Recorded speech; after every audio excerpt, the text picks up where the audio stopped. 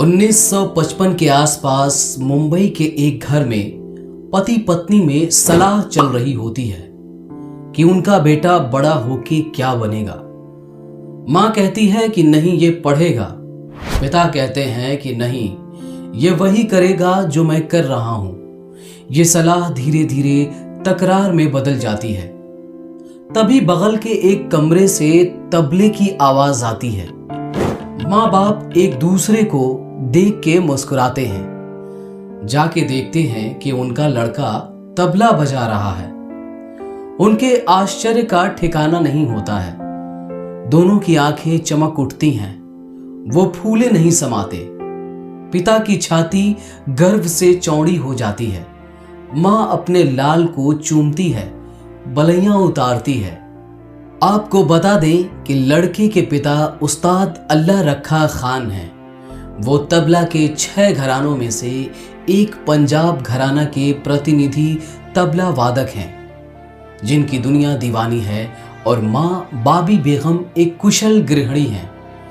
इन्हीं के घर 9 मार्च सन 1951 को जाकिर का जन्म होता है और यहीं से शुरू होती है एक अद्भुत कलाकार की यात्रा, जिसने आज एक परंपरा को जन्म दिया है, जिसने तबले को स्वतंत्र वाद्य की श्रेणी में लाकर खड़ा कर दिया है।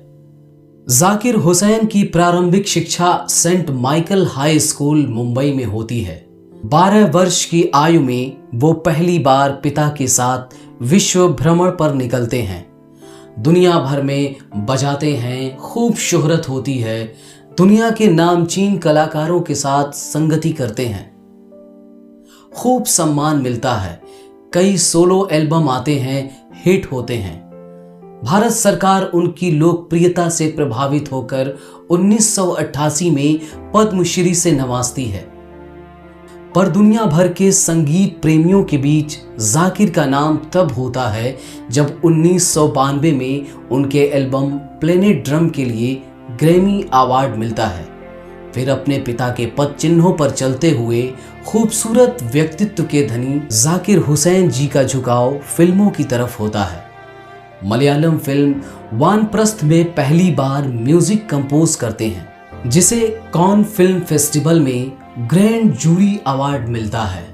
उसी फिल्म के लिए सन 2000 में भारत सरकार उन्हें राष्ट्रीय पुरस्कार देती है।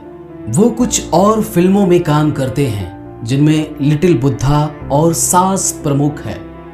बाकी वाह ताज के विज्ञापन ने उनको भारत भर में घर घर मशहूर कर दिया। भारत सरकार एक बार फिर 2002 में उनकी कला का सम्मान करती है और पद्म भूषण से नवाजती है। सन 2005 से सन 2006 तक वो प्रिंसटन यूनिवर्सिटी में बतौर गेस्ट प्रोफेसर भारतीय संगीत की बारीकियों को दुनिया को बताते हैं। एक बार फिर 8 फरवरी सन 2009 को समकालीन म्यूजिक एल्बम की श्रेणी में उनके एल्बम ग्लोबल ड्रम प्रोजेक्ट को फिर ग्रैमी अवार्ड मिलता है और भारत के कलाकारों को सीना चौड़ा करने का अवसर। उनकी उपलब्धियों को एक पन्ने में समेटना मुश्किल है और ना ही उनके योगदान को एक किताब में लिखा जा सकता है। जाकिर हुसैन जी साल में 150 से ज्यादा कंसर्ट करते थे। वे 2 पुत्रियों के पिता थे और दुनिया भर के असंख्य तबला वादकों के पितामह। और जिस तरह की सजगता, सक्रियता, कला, निपुणता और बेबाकी उनके व्यक्तित्व से प्रकट होती थी, वाकई वो अद्भुत थे। 1963 में शुरू यह सांगीतिक यात्रा आज थम गई। ये महान कलाकार जीवन को समग्रता से जीने की तहजीब सिखाने के लिए हमेशा के लिए प्रेरित कर गए।